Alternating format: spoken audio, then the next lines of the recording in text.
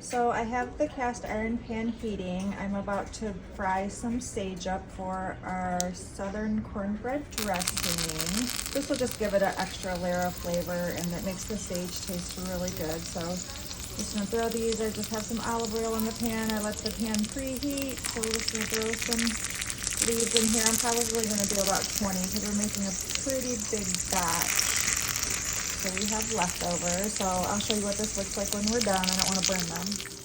So I heated up some ghee in an iron skillet, and I am just putting in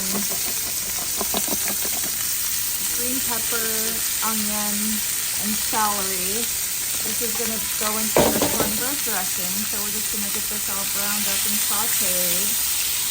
There's the deep fried sage that I did, so I'm going to chop that up and I'll add it to the dressing afterwards.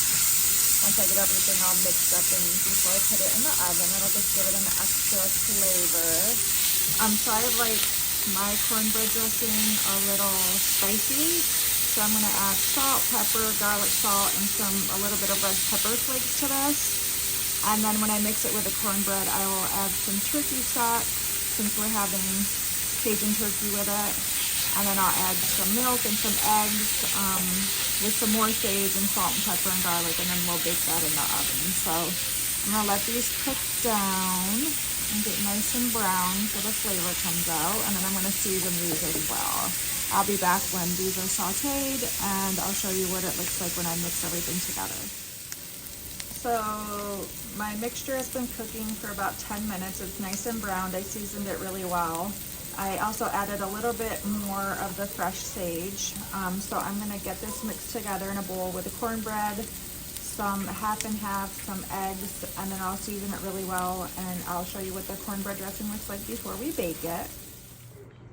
So I took the cornbread that I baked and I mixed it with the green pepper, onion, and celery mixture and chopped it all up. So this is what it looks like. I'm gonna add some turkey stock, a couple eggs, some half and half, and then I'm gonna season it with salt, pepper, garlic salt, a little red pepper seasoning, and then the sage that I fried. So once I get that all mixed up, I'll show you what it looks like before we pop it in the oven. I added the turkey stock, I added 2 eggs, I added some half and half, and I added some Cajun seasoning as well as salt, pepper, and garlic salt. So I'm gonna get that mixed up and then we are going to put it in an oven at 375 for about 30-45 minutes. We'll check it in 30 and see what it looks like. If it still needs to cook a little bit more, then we'll cook it for an additional 15 minutes. So this is what it looks like after I have it all mixed together, and I am going to pop this in the oven. You can see it's kind of watery. It's almost like a bread batter, which is how you want it, so everything cooks up and then the flavors all get together. So it'll almost rebake like a cornbread with a lot of flavor. All right, here's the finished cornbread dressing. You see it baked back up like bread. So once that cools down a bit, I will dish some out so you can see what the inside looks like. But it's just like, you can see it's crisp, still kind of soft, but it's like bread. We're gonna make some baked sweet potatoes. I don't like super sweet baked sweet potatoes. I don't like the mushrooms. I don't like the marshmallows or like a lot of brown sugar or anything. So what I do is I just slice the baked potato thinly. I peeled it, and then I buttered the pan with some ghee, and then I did a layer of sweet potatoes, some cinnamon, some butter, and then I did another layer of sweet potatoes, some cinnamon and some butter. And then I have a mixture here. This is some vanilla almond milk with a splash of vanilla and some more butter and a little bit of maple syrup, and I just made it into this little mix. So this is just gonna help steam, and it's gonna actually give it a nice layer of sweetness, but not over sweet. And then the almond milk is just gonna make the potatoes more creamy and almost make like a nice creamy syrup without it being overly sweet. So we're gonna cover this with some aluminum foil and we're gonna bake this in the oven at 375 until the potatoes are tender, and then we'll stir it and uncover it and let it bake for another 10 minutes.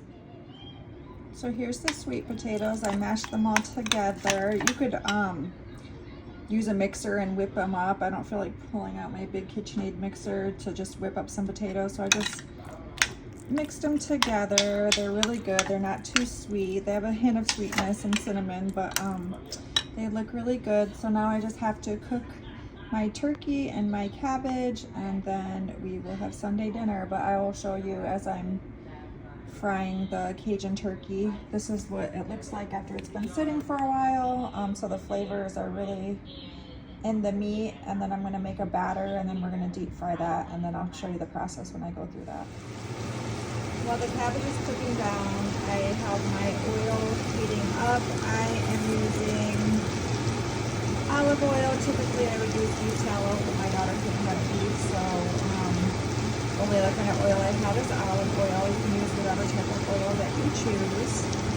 There's my turkey that's been marinating. This is the egg wash, and then this is a cup of gluten-free flour. You can use any flour that you choose. A fourth a cup of cornmeal, and then a couple tablespoons of cornstarch, and then I seasoned it with Cajun seasoning. I didn't season it too heavily because the meat is seasoned really well, but you definitely want to season your flour. So once the oil heats up, we're going to dredge these and get them thrown in the oil, and then I'll show you what that looks like once I get a couple fried up. So here's the finished Cajun turkey. One thing with olive oil, once it gets to a certain heating point, because the smoke point is very high, your grease does start to burn a little bit, which makes your meat look so pretty, but it's done, and it doesn't taste burnt. Like I said, I prefer to cook in tallow, but the only kind I had was beef, and my daughter can't have that. But they still taste really good. They don't have that burnt taste. The best way to do this is like in a baby deep fryer. Then the temperature of the oil stays even, so you get consistent temperature. And like when you're doing it on an electric stove, it's not the easiest to regulate the temperature of your grease, but this is what it looks like, and I will plate up everything and show you what the final Sunday dinner looks like. So this is the bacon after a few minutes. So I'm going to go ahead and pour the cabbage into this pan. You can see the oil from the bacon is going to give the cabbage some flavor. So I put my chopped up fresh cabbage on there. I'm just going to put a lid on it so then it can cook down, and once it wilts down a little bit, then I will season it really good. So here's the final plate. We got our fried cabbage, sweet potatoes, Cajun turkey, dressing, and then that's just hot sauce in the middle.